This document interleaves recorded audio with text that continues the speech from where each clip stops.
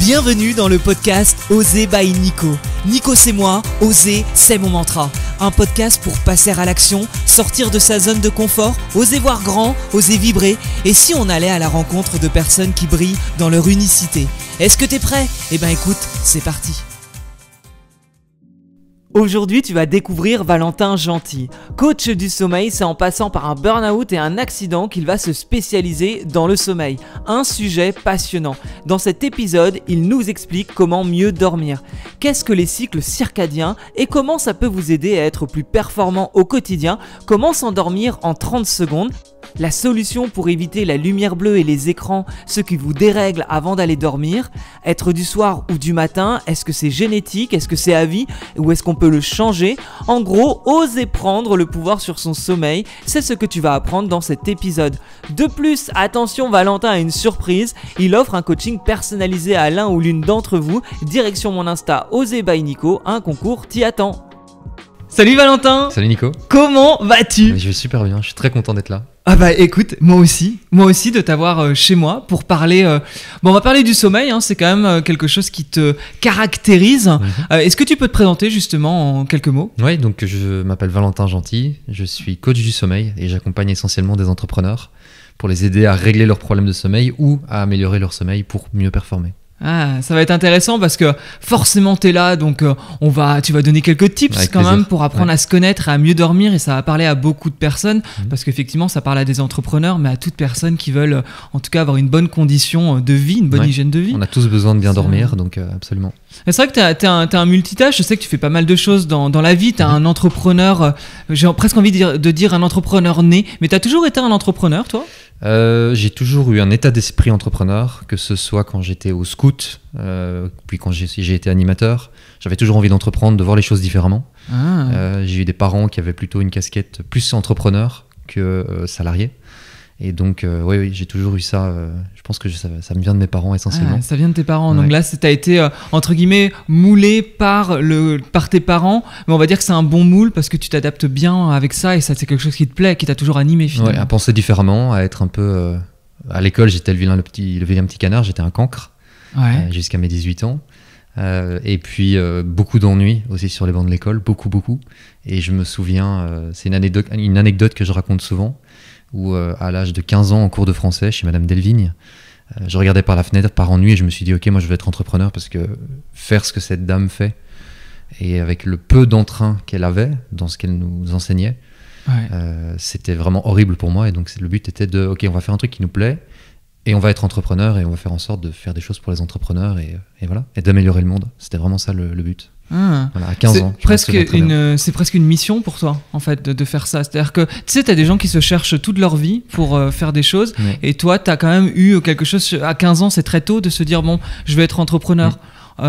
Tu connaissais un peu la direction de ta voie? Oui, c'était plus qu'une mission, c'était plutôt une décision, mais aucune idée de quelle forme ça allait prendre. Et puis je me souviens que j'avais pris la décision de faire une école de commerce en me disant je veux être entrepreneur, rien de mieux que d'apprendre le marketing.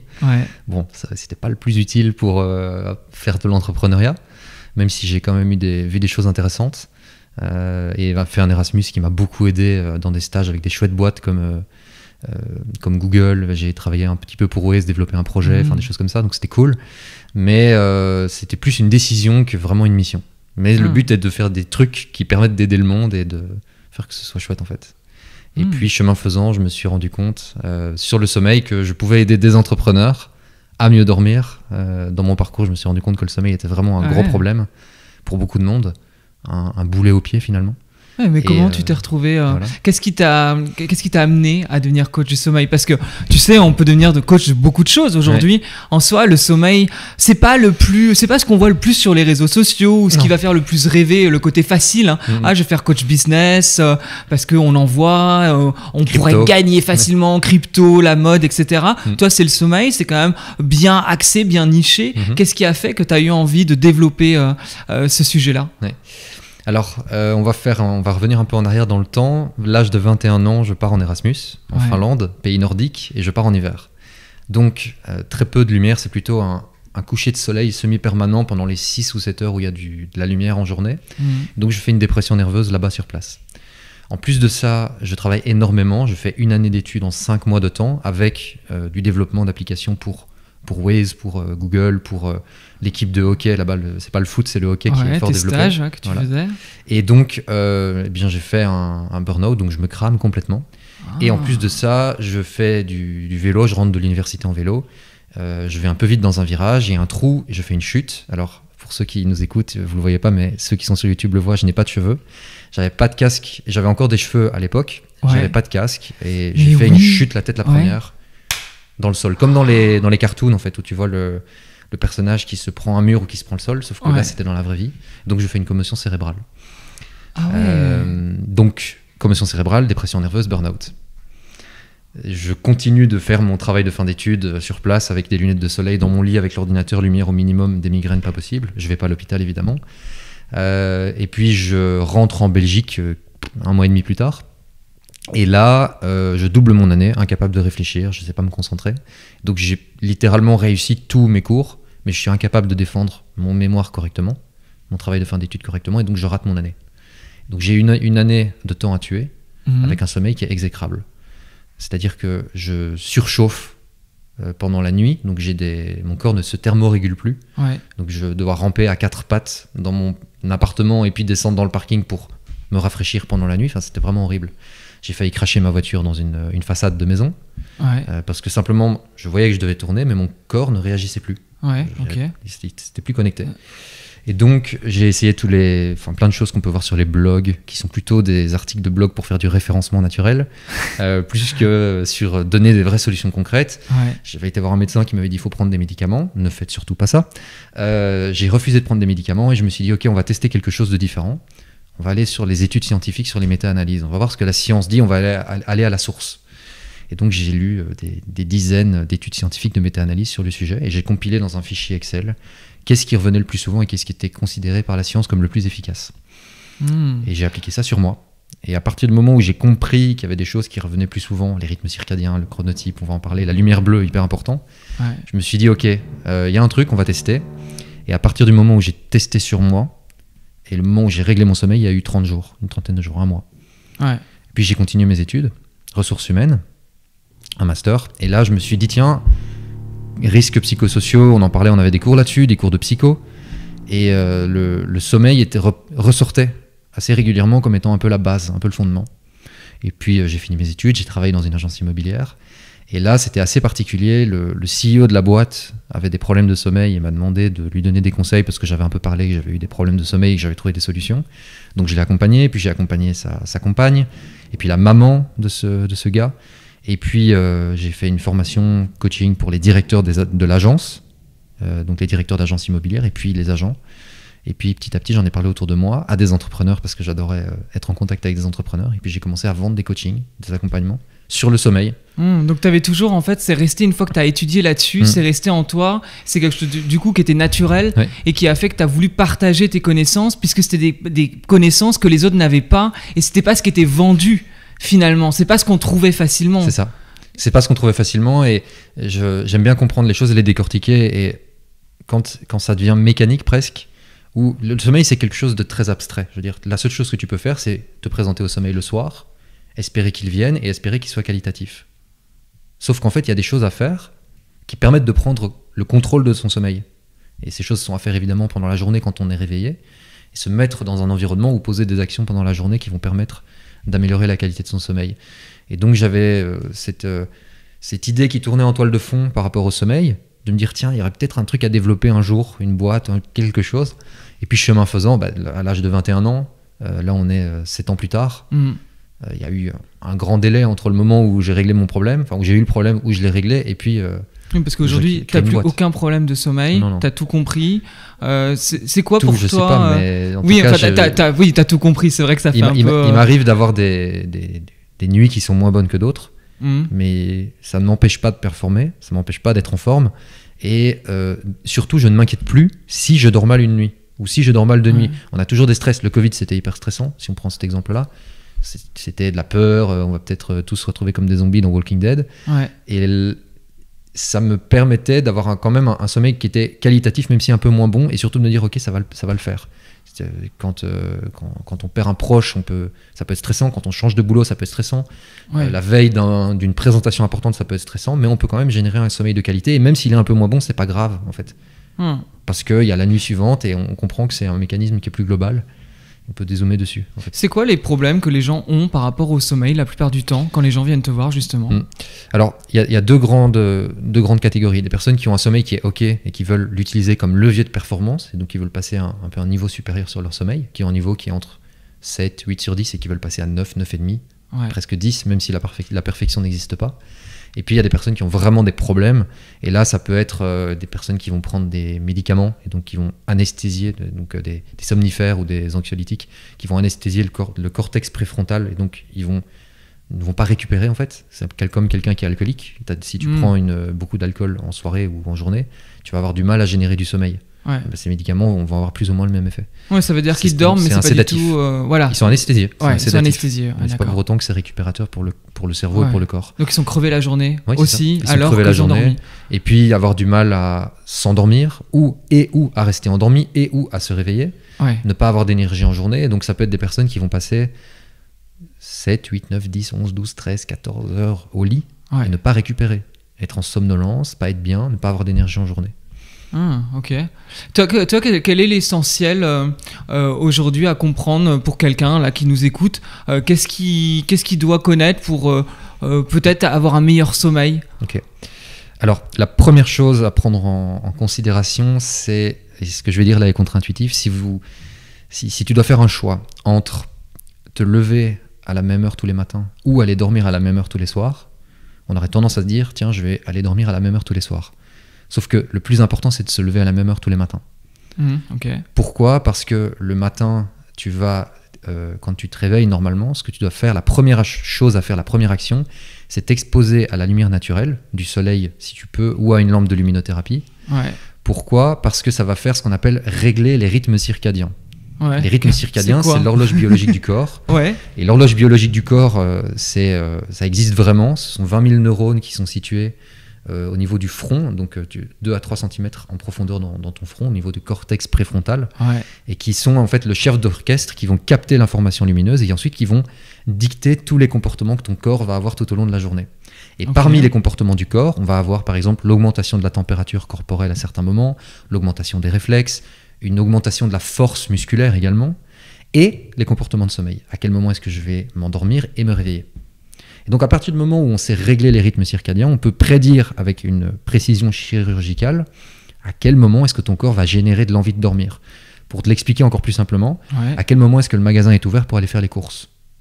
Si tu vas te présenter au magasin alors qu'il ouvre par exemple de 9h du matin à 17h en soirée, et que tu viens à 7h du matin, les portes sont fermées. Alors tu peux faire des tours avec ton caddie sur le parking du supermarché, mais tu ne vas pas pouvoir faire tes courses efficacement. Tu vois, c'est la même chose avec le sommeil.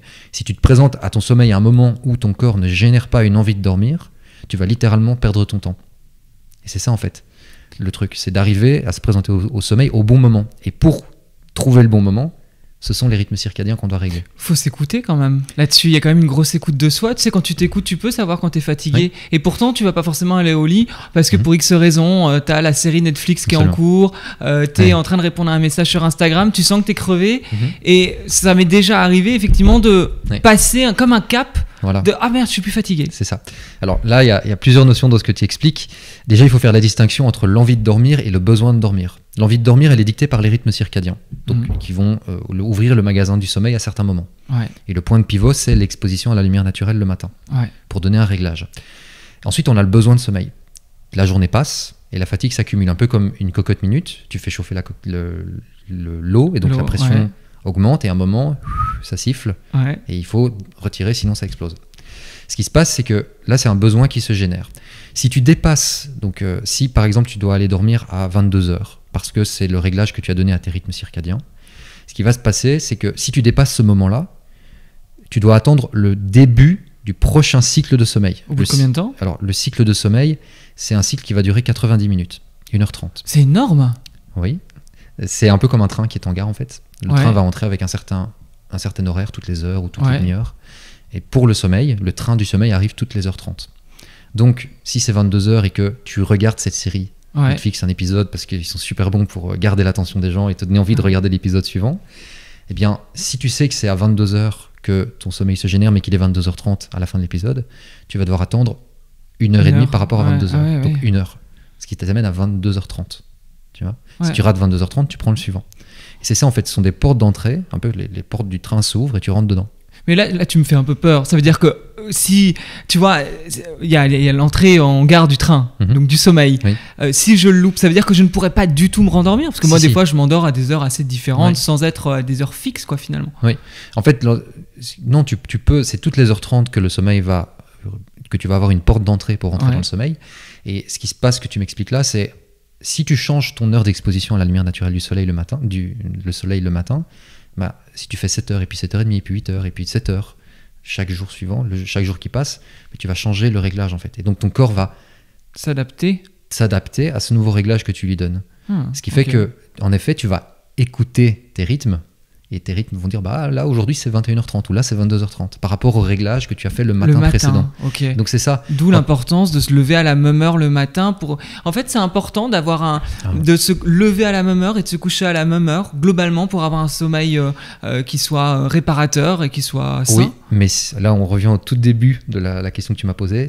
La clé fondamentale, c'est le réveil à la même heure tous les matins et l'exposition au soleil, là, comme maintenant où on parle avec le soleil qui vient sur mon visage. Maintenant, idéalement, c'est d'aller dormir à la même heure aussi, tous les soirs, parce que comme ça, tu vas pouvoir avoir suffisamment de sommeil. Puisque nous, les humains, nous sommes paramétrés dans ces rythmes circadiens pour avoir 5 cycles de sommeil par nuit. Donc, 5 cycles de 1h30, ça fait 7h30 de sommeil.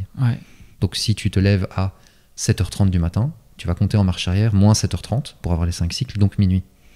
Tu sais qu'à minuit, si tu t'exposes à la lumière naturelle du soleil à 7h30, alléluia, à minuit, tu vas avoir envie de t'endormir. Ouais, ok.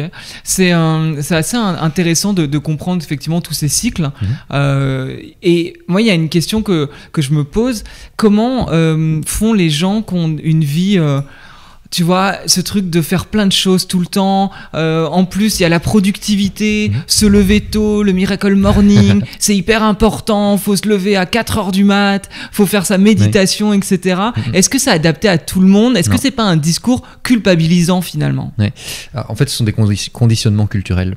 L'avenir appartient à ceux qui se lèvent tôt, les heures avant minuit comptent double, dormir c'est pour les fainéants, tous ces trucs-là. C'est ultra culpabilisant et c'est absolument pas vrai pour une raison qui est biologique.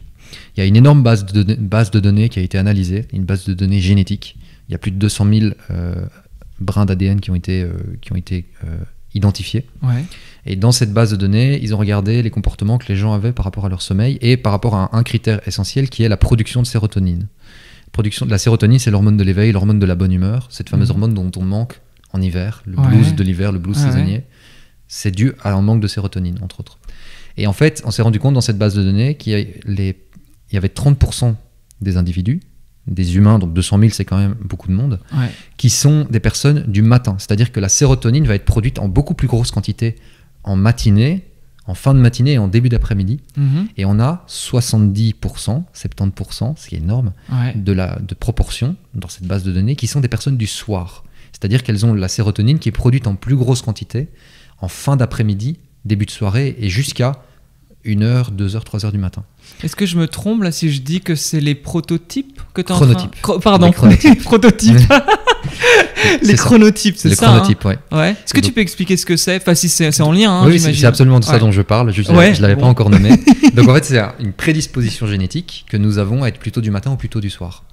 Mais si je dis que nous sommes 70% de la population à être du soir, ça veut dire que le miracle morning, donc cette routine de devoir se lever très tôt, etc., les heures avant minuit comptent double, etc., c'est pas vrai. Pour des personnes qui vont avoir plus d'énergie en fin d'après-midi, début de soirée, même pendant la nuit, si tu vas dormir à 3h du matin, pour avoir les 5 cycles de sommeil en suffisance, il faut se lever beaucoup plus tard. Donc ça veut dire que c'est pas adapté à tout le monde. Mais c'est une prédisposition génétique. Ce sont nos ancêtres qui nous ont donné ça. D'ailleurs, l'histoire, elle est vraiment cool par rapport à ça. L'hypothèse dominante, en tout cas, il n'y a pas de contre-argument là-dessus pour l'instant, c'est un consensus scientifique, c'est que toi et moi, on est des hommes préhistoriques, d'un point de vue de l'évolution. Et ce qui se passe, c'est qu'à la préhistoire, on vivait dans des environnements qui étaient extrêmement dangereux pour l'être humain. Il y avait des tigres qui pouvaient venir nous tuer, des animaux sauvages, des ennemis de la tribu adverse. On n'avait pas de porte qui ferme à clé et de système de sécurité. Et donc, ce qui se passait, c'est que les oiseaux du matin, donc les personnes qui s'étaient levées naturellement très tôt, entre 5 et 7 heures du matin, eh bien, allaient s'endormir assez tôt en soirée, vers 22h30. Et les hiboux et les chouettes, qui représentaient 70% de la population de la tribu, allaient s'endormir, eux, beaucoup plus tard, jusqu'à 3h du matin. Donc, ils allaient veiller sur la tribu, ils allaient veiller sur le feu, garder le feu allumé, le réalimenter. Et puis, quand ils s'endormaient à 3h du matin, la nuit continuait d'avancer, et vers 5h du matin, les premiers oiseaux du matin se réveillaient dans la tribu. Ce qui fait que, finalement, la tribu n'était en danger, n'était pas vraiment surveillée que pendant 2 heures, pendant la nuit. Et donc, finalement, on a pu traverser les siècles et les millénaires grâce à ça, grâce à cette prédisposition génétique qui faisait que pendant la nuit, qui est un moment pendant lequel on ne peut pas voir le tigre arriver à 1 kilomètre à la ronde dans la vallée parce qu'il fait nuit, en fait on est quand même capable de se défendre et de survivre en tant qu'espèce. Donc c'est une magnifique opportunité finalement qui a fait qu'aujourd'hui on est capable de survivre. Sauf que l'avenir appartient à ceux qui se lèvent tôt, dormir c'est pour les fainéants, et c'est un conditionnement culturel ce truc-là. C'est pas vrai. À partir du moment où tu as un sommeil de qualité, où tu dors suffisamment, 5 cycles de sommeil, tout va bien. Qu'on ne reviendrait pas à s'écouter parce que ton cycle, en tout cas tes prédispositions, tu les connais toi-même. Si potentiellement tu te lèves tous les jours à 10h et que pour toi de lever avec un réveil à 8h c'est un enfer, ou à l'inverse, moi je donne mon exemple, ce matin j'étais debout à 4h30 et il n'y a aucun réveil. Et je me dis à 4h30, qu'est-ce que je fais? Donc j'ai pas mal de choses à faire, donc je m'occupe, j'ai aucun problème à me lever à 4h30, mais c'est vrai que je me vois pas rester dans le lit à 4h30, ça me va très bien de me lever entre 4h30 et 6h, ce qui est assez tôt, j'ai l'impression. Oui. Donc d'après ce que tu me dis, toi tu aurais plutôt une prédisposition à être quelqu'un du matin. Et tu as la chance de pouvoir gérer ton temps comme tu le souhaites. Mais comment fait une personne qui est obligée d'être au bureau à 8h30 quand elle est une personne du soir et qu'elle a juste envie d'aller dormir à 1h du matin ou 2h du matin. Ce qu'elle doit faire en fait à ce moment-là, c'est se dire, ok, il y a une échelle des leviers, une échelle d'importance. Donc ce dont je parle depuis tout à l'heure, les rythmes circadiens, le chronotype, les cycles de sommeil, ce sont des leviers de la récupération. Et ce qui se passe, c'est que tu peux toujours mettre sous silence ta prédisposition génétique. C'est-à-dire que le seul moyen de mettre sous silence cette prédisposition génétique qui te donne peut-être tendance à être du soir ou dans ton cas du matin, c'est de modifier l'heure d'exposition à la lumière naturelle du soleil. Donc si toi par exemple tu faisais un travail dans lequel, si tu étais barman par exemple, et que tu devais aller travailler et aller dormir vers 4h du matin ou 5h du matin, ce serait un problème pour toi. Donc ce que tu ferais, c'est que tu serais obligé de t'exposer à la lumière naturelle du soleil peut-être à 11h du matin. Et donc on mettrait sous silence cette prédisposition génétique que tu as à être très en forme très tôt le matin. Mais ce que tu es en train de dire, ça veut dire que n'importe qui peut évoluer et peut changer ses prédispositions. Prendre le contrôle, et c'est très rapide. C'est intéressant. La clé fondamentale, c'est l'exposition à la lumière le matin, et de là, on calcule le nombre de cycles de sommeil dont on a besoin. Après, il y a d'autres choses qui vont venir perturber la qualité du sommeil. Là, on va parler par exemple des lumières bleues en soirée. Les lumières bleues, on en parle énormément. Les lumières bleues seraient nocives pour donc du portable, de l'ordinateur, de la télévision. Mais ce qui se passe, c'est surtout que la lumière bleue au mauvais moment, c'est-à-dire en soirée, c'est un problème. Pourquoi ? Le soleil, c'est le plus grand producteur de lumière bleue du monde. Il envoie énormément de lumière bleue au niveau des yeux. Et donc, c'est lui qui va donner le signal du début de la journée et du réglage des rythmes circadiens. En soirée, quand le soleil se couchait sur la vallée de nos ancêtres à la préhistoire, il n'y avait plus de lumière bleue, puisque nous n'avions pas d'iPhone, pas d'ordinateur, pas d'ampoule LED, les phares de voiture, les lampadaires, etc. Et donc on a évolué vraiment avec un cycle jour-nuit, jour-nuit, comme Jacouille dans Les Visiteurs, vous avez vu le film qui en a référence. Jour-nuit, c'est extrêmement perturbant en journée d'avoir quelqu'un qui fait jour-nuit, jour-nuit, jour-nuit. C'est la même chose avec notre corps en soirée en fait. Si on est en soirée, un moment où notre corps doit produire l'hormone du sommeil, et que pour produire l'hormone du sommeil, il doit être en absence de lumière bleue, et qu'on lui dit tiens, voilà un mini soleil, et on prend le téléphone juste devant les yeux, ce qui va se passer, c'est qu'on va stopper la production de la mélatonine, qui est l'hormone du sommeil, et donc on ne va pas produire de sommeil en qualité. Et donc ce qui se passe, c'est qu'à ce moment-là, on va avoir des problèmes d'endormissement, on va avoir un sommeil d'une moins bonne qualité, parce qu'on n'a pas le top départ de la nuit. Un peu comme Usain Bolt qui attendrait dans les starting blocks, il attend le 3-2-1 go et pan, il y a le coup de feu, sauf qu'il n'a jamais le coup de feu qui démarre en fait. Et il doit attendre 1 heure, 2 heures, 3 heures pour l'avoir. C'est la même chose, on a besoin de mélatonine, et il est impossible pour le corps de produire de la mélatonine si de la lumière bleue vient au niveau des yeux, en soirée, Alors, avant d'aller dormir. Je connais la réponse, mais quelle est la solution pour réussir à ne plus avoir cette lumière bleue en soirée? Alors, une des solutions qui existent, on pourrait décider d'arrêter d'utiliser le smartphone en soirée, C'est vrai. de regarder Je Netflix. pensais pas à ça, mais oui, tout simplement. C'est une solution, mais on n'a pas toujours envie de faire ça. Alors, il y a une chose qui est hyper efficace, c'est une solution que j'ai développée, je les ai ici à côté de moi, quel hasard. On a ici des lunettes anti-lumière bleue. Donc, ce sont des lunettes que tu vas porter en soirée 1h30, idéalement, avant d'aller dormir. Ouais. Et ce sont des lunettes qui vont donner une teinte ambrée, une teinte orange à la lumière. Et donc, en fait, le bleu est l'opposé du orange, l'orange est l'opposé du bleu dans le prisme de lumière. Ouais. Et ces lunettes ont une double technologie, donc une teinte ambrée, plus un filtre anti-lumière bleue à la surface qui bloque 99,99% de la lumière bleue, on peut pas dire 100%. Et donc, ce sont des lunettes que tu portes en soirée, et là, tu peux regarder le téléphone, l'ordinateur, et ça va pas perturber la qualité de ton sommeil. Je les ai, ces lunettes, évidemment. Ça vient de toi, hein. Ouais, Je les ai pas trouvées par hasard, ces lunettes. Et d'ailleurs, on rigole souvent parce qu'il y a ce vert orange qui est là, et des fois, quand on me voit avec ces lunettes, le soir, on m'appelle Pascal Obispo. En référence à cette époque où il avait ses lumières colorées. Et j'avoue que au début, c'est vrai que ça me gênait un peu parce que ça colore, hein, mine de rien, totalement l'atmosphère. C'est un peu comme une sorte de sépia très présent.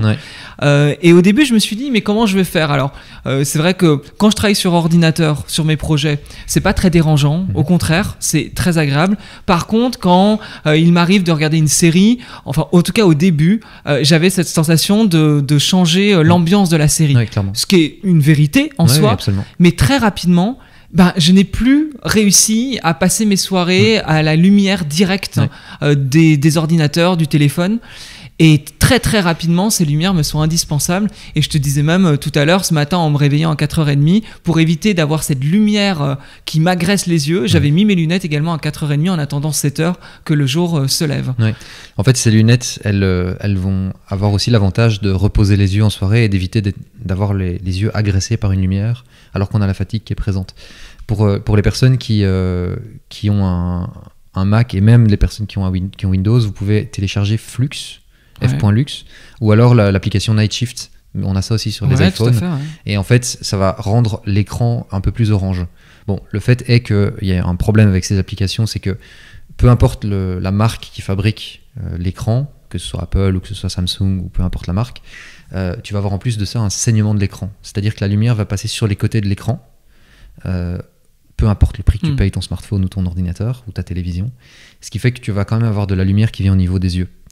Mais je parle de ces applications parce que c'est un bon début, en tout cas pour le confort des yeux, c'est agréable. Et pour ceux qui se demandaient à quoi ça ressemble, qui écoutent le podcast, ça permet de se rendre compte à quoi ça va ressembler, sauf qu'on va voir toute la vie en orange littéralement. Oui, totalement. Mais c'est vraiment ultra reposant, ces lunettes. Ouais, ça, moi je peux que être, pour le coup, je peux que être un bon client, hein, pour toi, pour juste dire que vraiment je les mets tous les soirs et c'est parce que je me sens mieux, parce que oui, ça me permet aussi de me coucher plus facilement, d'être moins excité. En fait, je le ressens, je suis beaucoup plus calme et souvent je vais en plus coupler ça à la méditation avant de me coucher, limite un peu de lecture, et j'ai quasi aucun problème pour m'endormir. En 5 minutes, en général, je m'endors. Ce qui, je pense, est assez rapide. C'est rapide, en soi. C'est assez rapide. Et j'imagine que c'est dû au fait que je repose mes yeux, au fait que je fasse de la méditation et que je bouquine. C'est sûrement 3 éléments qui aident à dormir facilement aussi. Oui, donc par rapport aux lunettes, ce qui se passe, c'est que tu permets à ton corps de produire la mélatonine puisqu'il n'a plus le signal qu'il fait jour, le faux signal du téléphone ou de l'ordinateur ou des ampoules LED qui donnent le signal qu'il fait jour. Et puis la méditation, typiquement, c'est vraiment bien parce que le cerveau a besoin de stocker des informations dans la mémoire à long terme pour consolider la mémoire et la renforcer avec d'autres informations que tu aurais apprises dans la journée ou des émotions pour pouvoir les traiter.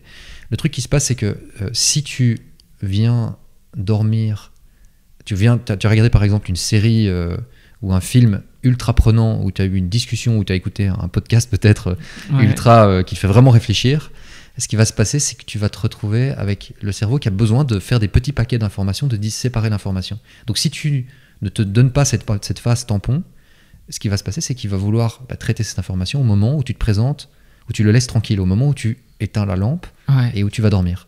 Et donc la méditation, c'est un très bon accélérateur du traitement de ces nouvelles informations auxquelles tu as été exposé dans la journée, ou des émotions. Pour donner une image très simple, c'est un peu comme si tu arrêtes ta voiture, tu laisses le régime moteur diminuer, tu fais en sorte que la voiture s'arrête complètement, tu coupes le contact et puis tu retires la ceinture et tu sors de la voiture, tu la fermes à clé. Si tu ne te permets pas d'avoir ce sas de décompression, c'est un peu comme si avant de couper le moteur, tu mettais un grand coup d'accélérateur, tu montes à 30 km/h, tu coupes le contact et tu sautes de la voiture. On est d'accord que ça va pas. Et c'est ça le truc en fait. J'adore cette idée-là. J'adore cette idée parce que je pense que même potentiellement là, les gens qui écoutent ce podcast, c'est des personnes qui ont plein d'idées créatives. C'est souvent des entrepreneurs, des gens qui veulent en tout cas sortir des cases. Et donc en voulant sortir comme ça des cases, il y a une créativité qui est présente. La créativité, moi il m'arrive d'avoir des idées de projets ou des idées de contenu ou autres qui arrivent le soir. Et c'est vrai que ça m'arrive d'être le cerveau en ébullition, avoir envie de faire plein de choses. Et j'avais jamais vu, et maintenant je me rends compte en fait dans ton explication qu'effectivement la méditation me permet de calmer ça comme calmer un moteur. Je vois tout à fait cette idée-là, et ça me permet, et c'est aussi pour ça, par exemple ce matin j'étais debout à 4h30 parce que j'avais plein d'idées, et plutôt que d'avoir les idées qui sont à fond jusqu'à 1h du mat, je me suis couché tôt, et ce matin j'étais beaucoup plus frais d'ailleurs et très en forme pour les réaliser dans un cycle qui me semblait plus naturel pour moi en tout cas d'être du matin. Qu'est-ce que tu penses d'ailleurs pour toi justement bien dormir c'est essentiel dans la vie de tous les jours pour justement quelqu'un qui veut prendre le pouvoir sur sa vie, se sentir bien, être aligné, être à son plein potentiel. Le sommeil aura quel impact sur lui? Alors il suffit de se rendre compte quand on a certaines personnes dans le podcast qui écoutent le podcast ici vont peut-être se dire j'ai de l'énergie en dormant assez peu ou en ayant un sommeil qui est parfois erratique. Ce qui se passe dans ce cas-là, le problème c'est qu'on est sur des personnes qui ont un mauvais sommeil depuis 5 ans, 10 ans, 15 ans, 20 ans. Et donc il y a plus cette espèce d'étalon or de savoir ce que c'est être en forme et être en pleine forme. Donc si c'est votre cas et que vous avez peut-être des problèmes de sommeil ou que vous ne dormez pas suffisamment, en sachant que c'est 7h30 de sommeil, donc 5 cycles de sommeil, il est possible que ce que je vais dire ici ne vous parle pas parce que c'est juste votre quotidien. D'être pas très en forme. Alors comment ça se manifeste? Ça va se manifester par des trous de mémoire, on va oublier des choses, on va avoir un taux d'erreur qui va être beaucoup plus élevé que la moyenne, être beaucoup plus irritable, même si ce n'est pas la façon qu'on a de se comporter généralement. Et il suffit de le voir, des personnes qui ont un bon sommeil et qui tout d'un coup le perdent pour un problème professionnel, un problème personnel ou peu importe, ils ne sont plus du tout eux-mêmes. C'est-à-dire qu'ils ne se reconnaissent pas. Typiquement un jeune parent qui dormait très bien, l'enfant est là, il fait des crises pendant la nuit, il perturbe le sommeil de ses parents. Le parent va avoir peut-être même arrivé à des pensées où il a presque envie de jeter son bébé par la fenêtre. Et donc, on va devenir une autre personne qui est beaucoup plus irritable, beaucoup plus agressive. On va avoir en fait, les bonnes nouvelles vont paraître beaucoup plus euphoriques et les mauvaises nouvelles beaucoup bien pires que ce qu'elles ne le sont vraiment. Donc, on a vraiment des extrêmes dans les deux sens, donc au niveau émotionnel c'est vraiment pas bon, et puis au niveau de la performance on va faire plus d'erreurs, donc quand on fait une erreur on va passer du temps à faire quelque chose qui n'est pas de bonne qualité dans notre travail ou même dans nos relations, les relations qu'on a avec les autres, et puis on va devoir passer du temps à rattraper la sauce. Mais rattraper la sauce quand on va s'énerver, crier sur quelqu'un ou dire un mot de trop ou quelque chose comme ça, quelque chose qu'on va peut-être même pas penser, après on va pédaler pour écoute, je suis désolé, je m'excuse, et expliquer pourquoi on a dit ça, etc. Donc ça peut vraiment avoir créer des vrais problèmes dans la vie des gens, simplement parce qu'on a mal dormi. Et puis essaye de faire une session de sport ou de juste bien manger quand tu as mal dormi. C'est très compliqué. Tu augmentes ton risque de blessure, tu as juste la flemme. Et j'ai l'impression que tu as faim de plus de choses. Et absolument. Tu veux compenser aussi par du sucre ou quelque chose de réconfortant quand tu es crevé. Alors, ça peut être réconfortant si on passe vraiment une très très mauvaise journée parce qu'on est plus irritable, entre autres. Mais surtout quand on est en manque de sommeil, c'est parce qu'on a deux hormones qui sont produites en quantité différente quand on est en manque de sommeil, en qualité ou en quantité, le sommeil. Et donc, en fait, ces deux hormones, il y en a une qui est responsable de la sensation de satiété, donc je n'ai plus faim, et il y en a une qui est responsable de j'ai faim. C'est un peu comme le petit diable et le petit ange sur notre épaule. Il y en a un qui dit... le petit ange, écoute, on va arrêter de manger là parce que quand même on a assez mangé. Et le diable qui dit non, mais vas-y, prends une part de dessert, prends un Snickers, prends un Twix, prends des chips ou ce genre de choses. Et en fait, ces deux hormones sont déséquilibrées, ce qui fait que l'hormone qui dit je n'ai plus faim, le petit ange, il est bâillonné sur ton épaule, il est plus capable de te dire viens, on arrête de manger. Et le diable, il a un haut-parleur et donc il te fait manger beaucoup plus. Et d'ailleurs, il y a une étude fascinante qui a été réalisée là-dessus où on mettait les personnes en quantité de sommeil différentes.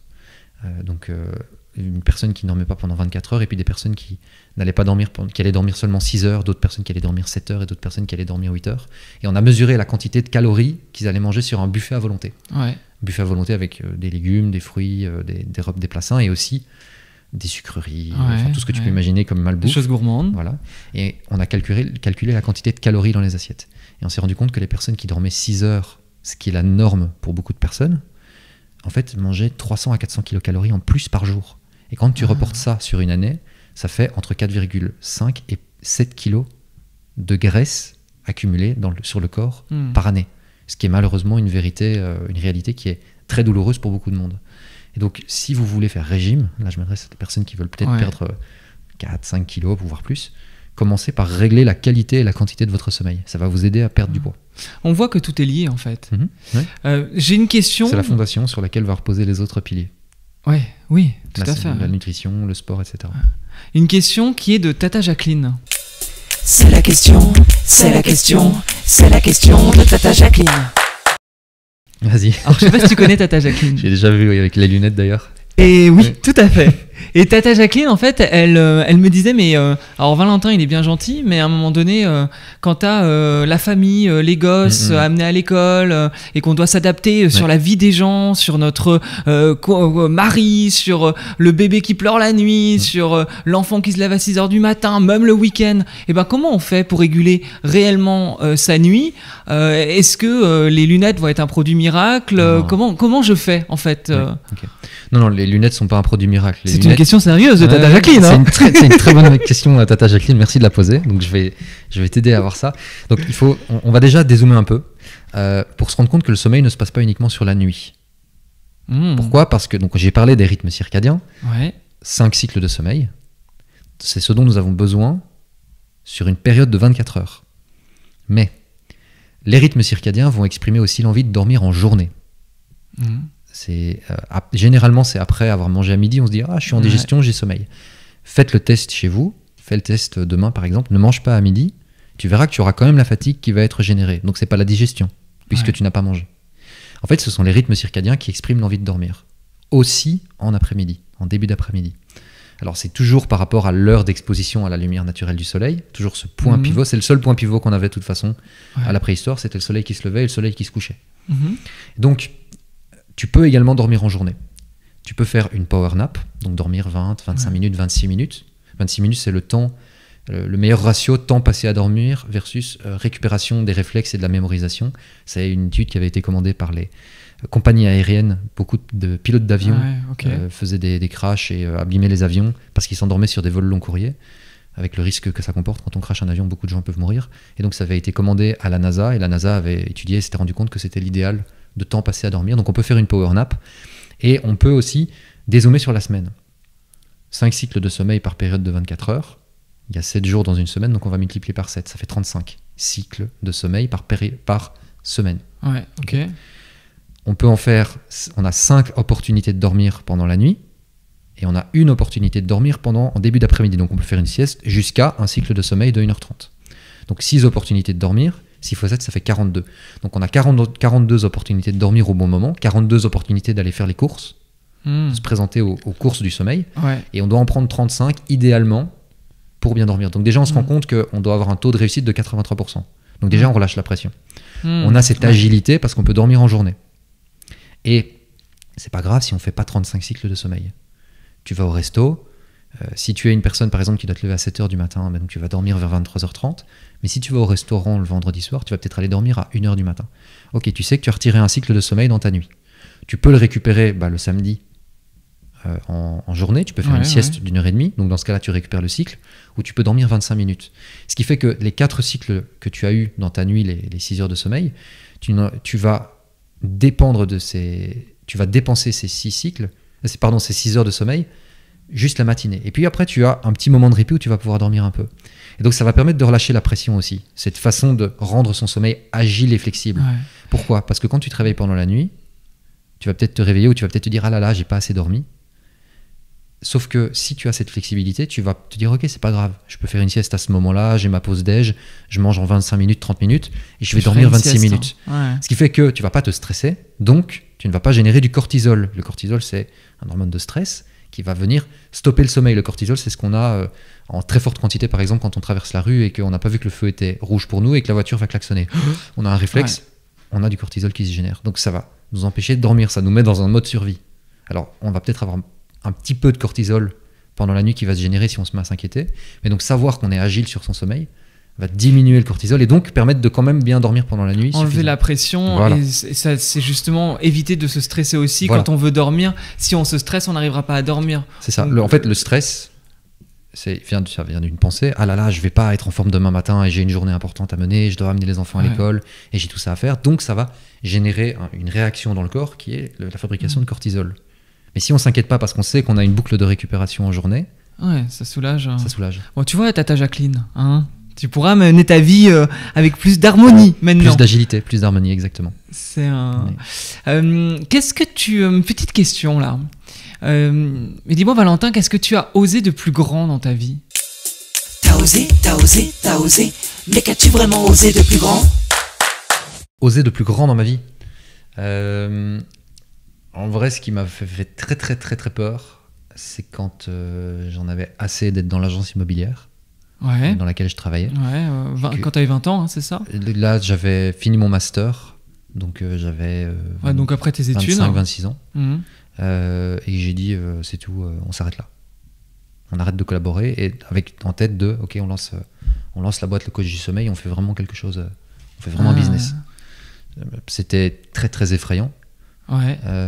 En plus en pleine période Covid, mais c'était vraiment une méga bonne décision en fait. Même en ayant eu justement des parents qui t'avaient amené sur l'entrepreneuriat, entreprendre, etc. Pour toi, là, ça a été quand même quelque chose qui t'a demandé du courage et de la force. Oui, parce que dans l'agence, j'avais beaucoup de liberté. Je pouvais développer des formations pour les agents immobiliers, donc c'était cool.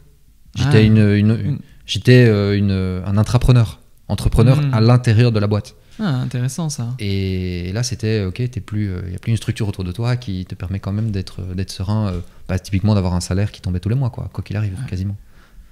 Donc ça, c'était vraiment effrayant de ce point de vue-là, mais c'était une bonne décision. Je suis très content d'être parti. Je ne sais pas si tu l'utilises toujours et forcément si tu le communiques, mais tu avais une sorte de slogan que tu avais dit à un moment donné par rapport aux femmes.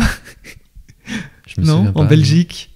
Que toutes les femmes de Belgique L'espèce d'ego trip.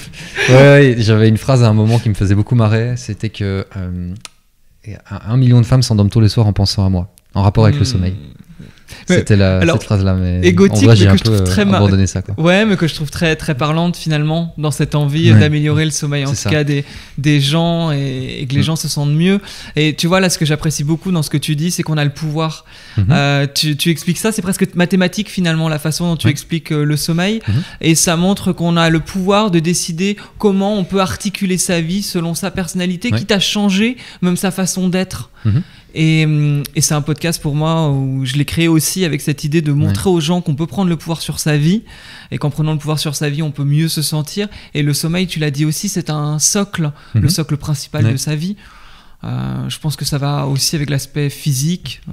J'en parlais justement hier avec une psychothérapeute qui m'a contacté en me disant je me rends compte que dans le monde de la santé, les médecins, les hôpitaux, les psychiatres et les psychothérapeutes, il n'y a rien qui est expliqué aux gens pour pouvoir bien dormir, si ce n'est va faire un test dans une clinique du sommeil, et prenez des médicaments. Grosso modo, c'est ça qui est dit aux gens.